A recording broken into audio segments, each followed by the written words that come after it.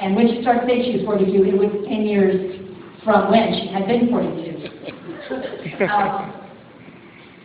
Distinguishing the things that mark age and are pretty normal in marking age, although they happen to us at different times, from actual ill health is something that we don't, I think, get enough information about. And one of the things that I wish doctors knew more about, I would encourage all of you to be communicative with doctors about sexual issues whenever they come up for you. Partly because, not because I think the doctor's going to give you the best information about your sexual functioning, because lots of doctors just don't specialize in that and never didn't get very much information about it in med school, but because you help educate your doctors when you go and communicate with them, particularly if you're out and able to be articulate about your experiences with your doctors. They will need to try to catch up with aging and sexuality-related questions in order to keep up with you. And somebody is coming out of your pocket or Social Security or insurance or somewhere. Somebody's paying that person to keep up with you. And I want to encourage you to encourage them to do that, because if a doctor doesn't know the answer to a sex-related question that you might have, if it's associated with changes in health, that could be a real issue for you. And one thing, I got invited to talk to some med students a couple of years ago. I was very honored to be able to do that, because I want to get those people when their brains are still malleable and they haven't been all screwed up for lack of sleep. What I told them, the one thing I wish that medical doctors knew more about is the role of sexual health and overall health. And I'm going to tell you specifically what I mean by that. It's very common for people to have libido changes, rather sudden inability to orgasm, changes that are noticeable in your sexual feelings and your sexual response. And have that come on relatively fast, not necessarily associated with menopause or anything like that. And have that be the first hint that something's going on that might be a serious illness. And if someone is caught early enough as being diagnosed with diabetes, being diagnosed with heart or circulatory problems, sometimes this is associated with onset of depression or other kinds of mental changes. It's often, your libido is often the canary in the mine shaft. Hopefully none of you are Canary fans who thought that was an awful metaphor, but it's often the first thing that you hear about or experience that you can take to your doctor, and if the doctor's paying attention, goes, I think we better check these blood levels. I think we better do a count of your hormone levels and see what's going on there. And doctors often know, if you already have diagnosed conditions, how sexual function will be affected by that, and also how that will affect how sex or anything that you might do around sex will affect that. But it's important for them to know that. It's important for you to know that if you are taking certain meds for these conditions like diabetes, heart disease, depression, these kinds of things, that the meds themselves tend to have anti-sexual effects too. And if your doctor has spoken to you about that, if you are on those meds, it's a good idea just to have a frank conversation with them, encourage them to get all the information that you might need, because if you stop these high sexual feelings because you're depressed or ill, and then the fix for that makes your sexual feelings even more suppressed, then the whole problem was not addressed. It didn't really get fixed. Your health didn't really get addressed.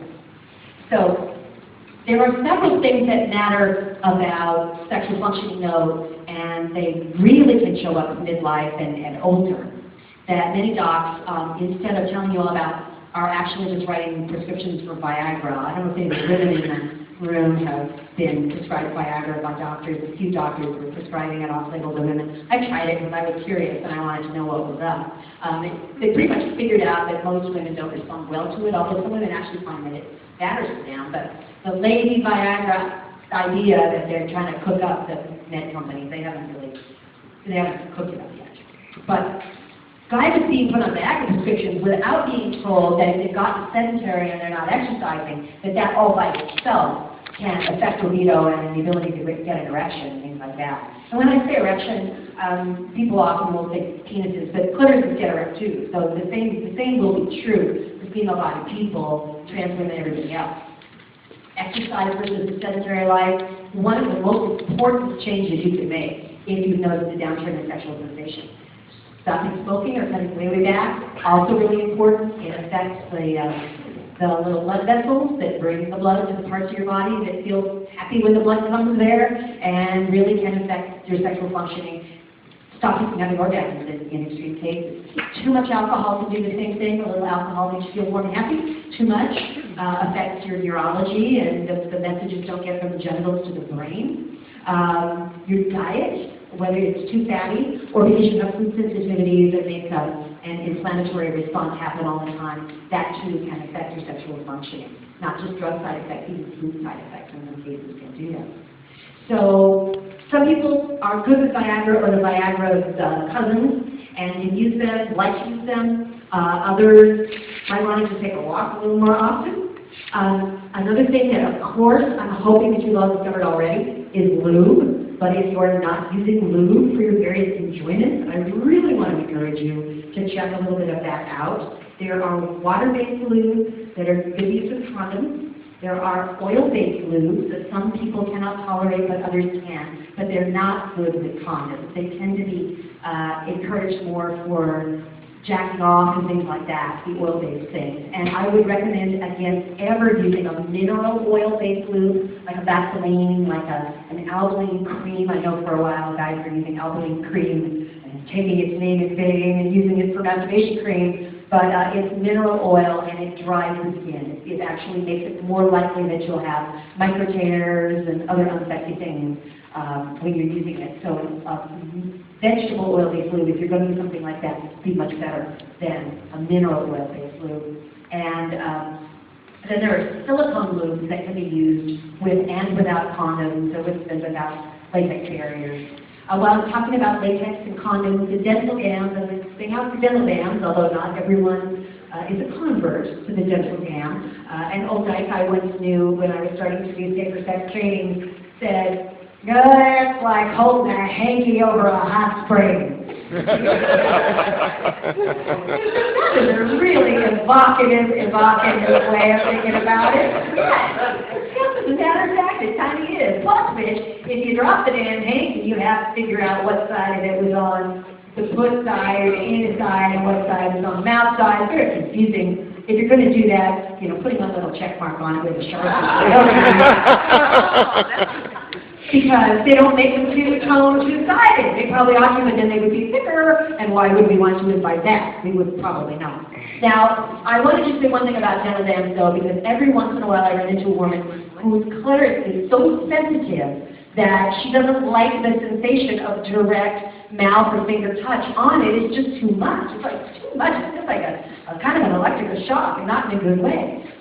Those women should try out a dental dam, or maybe even a couple of dams, to get that stimulation a little bit more diffused. One of the things that I noticed is particularly true of women, although I think that there are plenty of guys who have this experience too in various ways with touch, whether it's anal or penile and testicles, is that too focused of touch, too much, a small something touching the part that has all these sensitive nerves is too much, like a finger hitting a doorbell. Is what I tell everyone from 18 to 88, clits are not doorbells. Unless for you, that is your doorbell. If you really like that feeling and you want to encourage people to do it, which they forget what I just said. If your girlfriend's like that, forget what I just said. But often people who don't like the little bit of the pressure from the small area love the feeling of a diffused full palm area. I want to just show you what I mean using a vibrator now. If I was going to put this vibrator, which happens to look like Flipper. Flipper is faster than lightning. Anyway, remember that TV show? 60. Yep. That's about all the memory I have. Little pointy nose on this thing is going to bring all of the sensation that gets carried to one little tiny area. And that may not be comfortable for somebody. It may just be too much. Flipper has a couple of other tricks up his sleeve that I'm going to say about in a second. But first let me show you the alternative that's well known, his Hockey Magic Wand. Some of you remember when the Vibrations had a T-shirt that you could get with the Statue of Liberty holding it up and down. Right? Little Declaration of Independence Day, visual fun T-shirt, and this is pretty torchy. You can figure that out. Some people who don't have privacy, don't like the Hitachi because, I don't know if you all in the back row can hear this vibrator, but I bet you all in the front row can hear that it's making a fair amount of sound. It's it's got it's loud. And not everybody likes that amount of sound, but I just want to say, we're lucky to live in San Francisco in this respect. You put a couple of blankets over yourself. It's almost never too hot to do that. And you muffle it down a little bit, and you can go, and if you need to stick your head under the blanket when you come, that will now muffle a little of your sound. This thing has such a big head on it. Now, sometimes I hold this up, and people, this is a sophisticated crowd that I have in this room, pretty much, but sometimes I hold this thing up, and people's eyes get really, really big. And what they mean by this saucer eyes, I know what you're thinking. You're thinking, I'm supposed to put that where? They think a vibrator is a thing that you use for masturbation, and then masturbation is like sex, only sex by yourself, and then sex is really about insertion. Now this is especially a heteronormative idea. It's very, very common among young straight people in particular. When I go out and start to talk about this kind of stuff, their eyes get all big. I'm like, no, clear. External body, find it, love it, get to know it. You know, the vagina is a whole other situation. You might want to go there, you might not want to go there. And FYI, guys, it's very possible that even if you have never used a vibrator like this, many men love the sensation of this vibrator.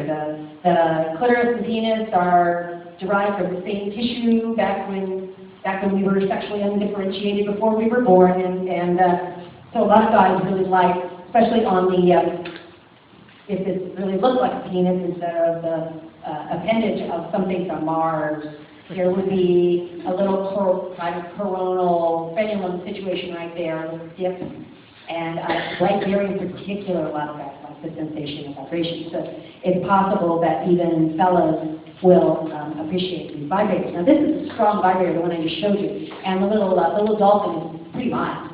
But the strong vibrator, in fact, might be a plus if changes associated with age and or the whole sedentary business and wow, I don't have the spark I used to have.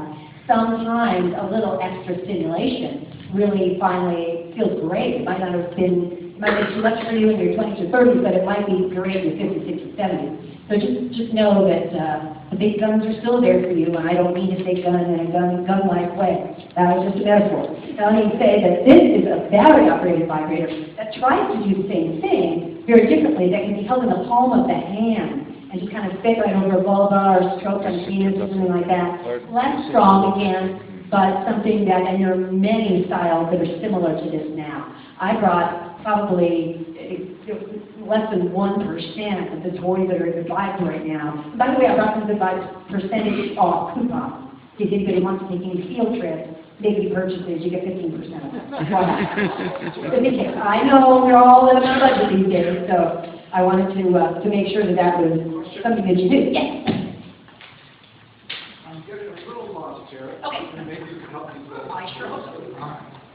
So, sometimes people, when they give presentations, you don't have to do this, but some people do. They say what they're going to tell the audience first, and they tell them up front, this is what I'm going to tell you.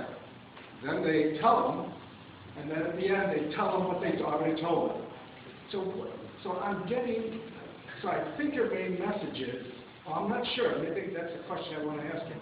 What would you say your bottom line message is? Because I heard you saying a lot of stuff about hormones, diet, and that we might be mixed up. We make sex kind of mixed up, or kind of humans are mixed up about sex or something.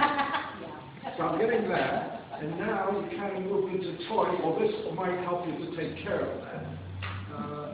So what is the bottom message first, so I can get a big picture of where do you think we are sexually?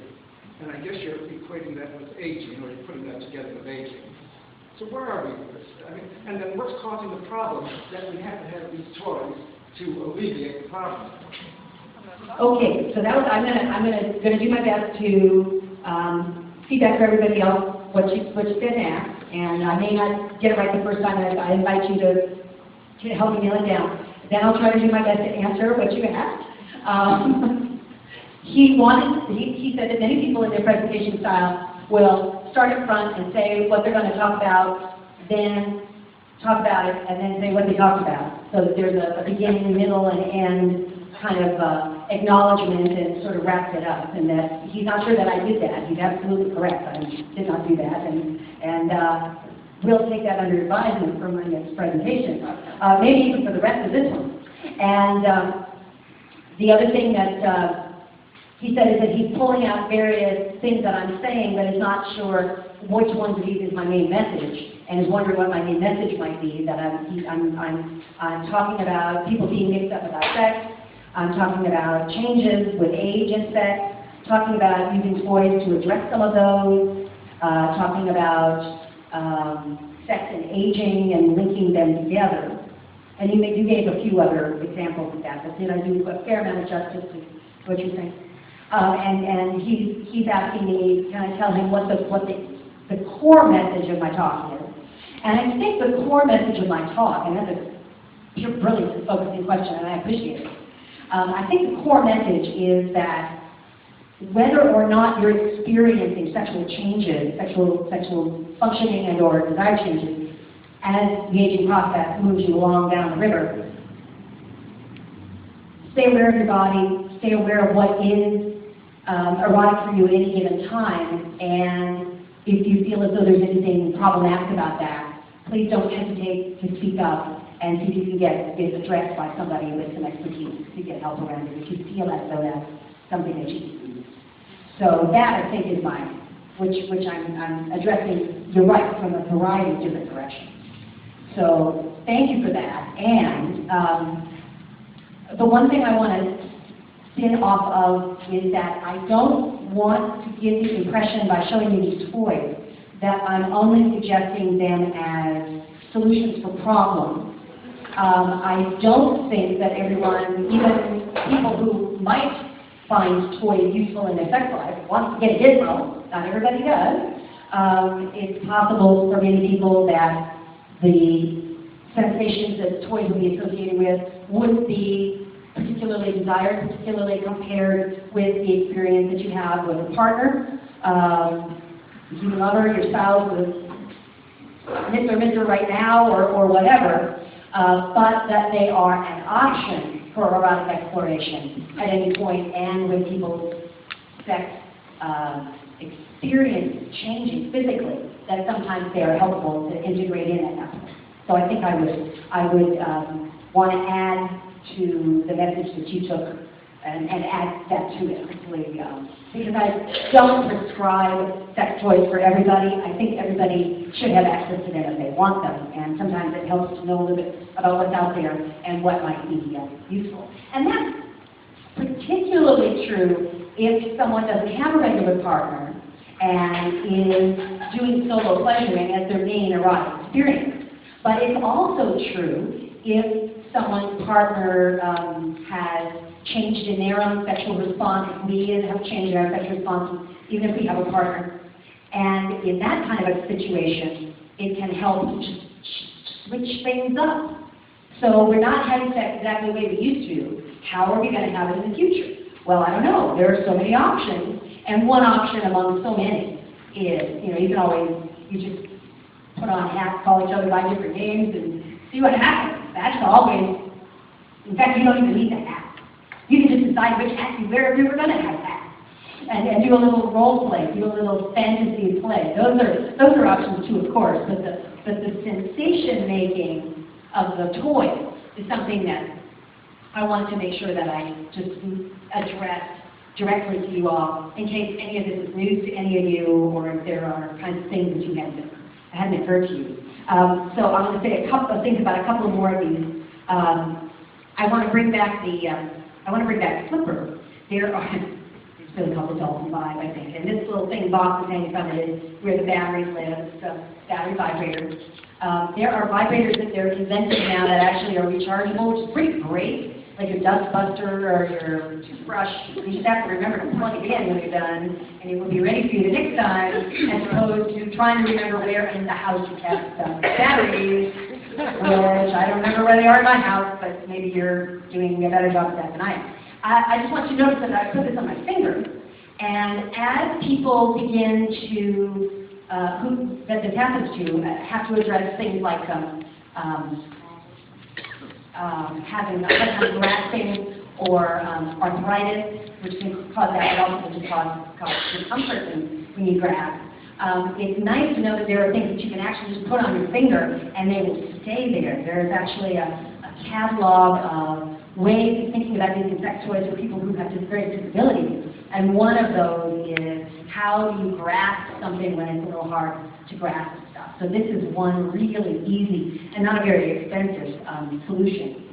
Any of the cough rings with vibration can be used by a person whether they have a cough or no cough at all, because of this function. It can always be used sort of as a ring. And this thing is pretty stretchy, so even if you do have a cough, it's probable that you can fit slipper onto it.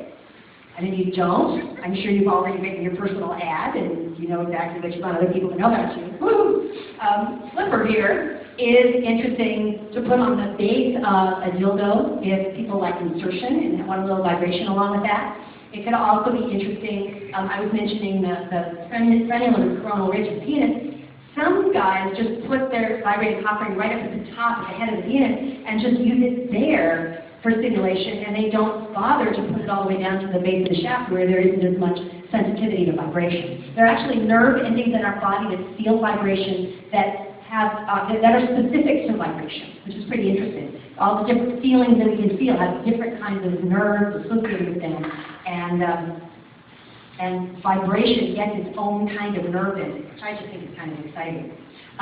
This could be used by guys for penile stimulation. It could also be turned inside out, and women could use it for vulva stimulation, clitoris stimulation too. It's like supposed to go over the head of a penis or over fingers to add some textured stimulation. And it comes in a little gizmo that looks like an egg. Some of you will remember eggs that had pantyhose in them, but that's very old school. This is different. And you don't find them in the same store. You understand? Now, I know that some people find pantyhose rough, so I'm not suggesting that they not be sold in the same stores. But generally, you get the pantyhose at Safeway, and you pretty much have to go to the sex store to get the other kind of eggs. And there are also stimulation devices that are designed to be inserted into, and then you can squeeze on them, you put lube inside them. In general, any kind of toy play may be better with lube as part of it.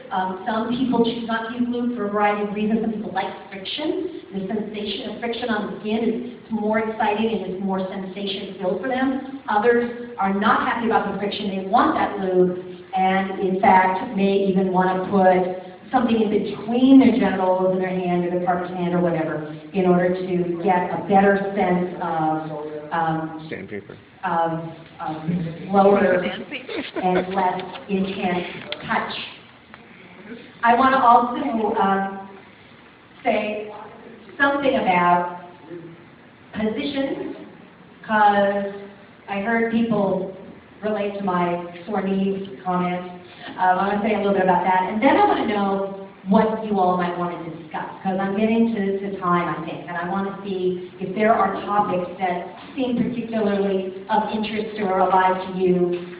If you've got questions, if I was confusing about anything.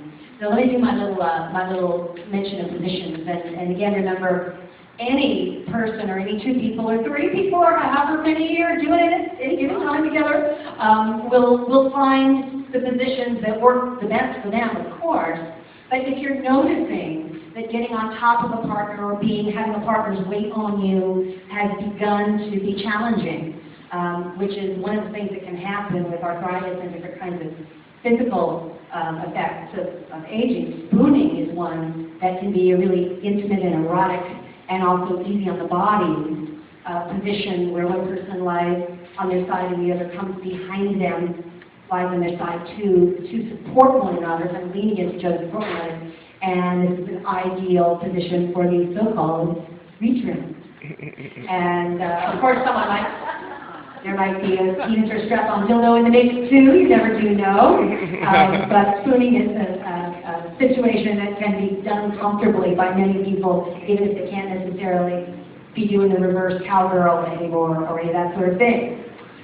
Which is a position that hadn't even been invented yet when I was a child, I don't think. It took me a long time to figure out what a reverse cowgirl was. And, you know, I was very into cowgirls, too, when I was young. So that's, just in case you don't know, it's a woman on top pointing toward the feet of the partner, which for butt aficionados is an awesome position to be underneath, to get the best view in the whole wide world. I mentioned spooning. You can also get on your side and be face to face and not have one partner's weight on the other one.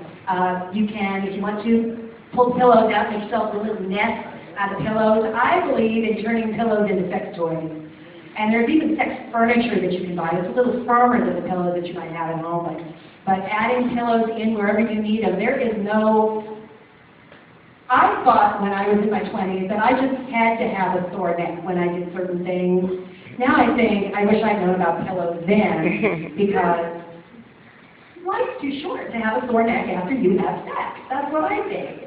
I think that now. There's also the yab-yum position, which sounds like a tantra position because it is, but it's pretty easy on the body as well and can be a wonderful intimate position. This is actually a fabulous position for people who aren't necessarily understanding sexual intimacy as being primarily genital anymore, although you can get the genital in all as involved as you want with this position.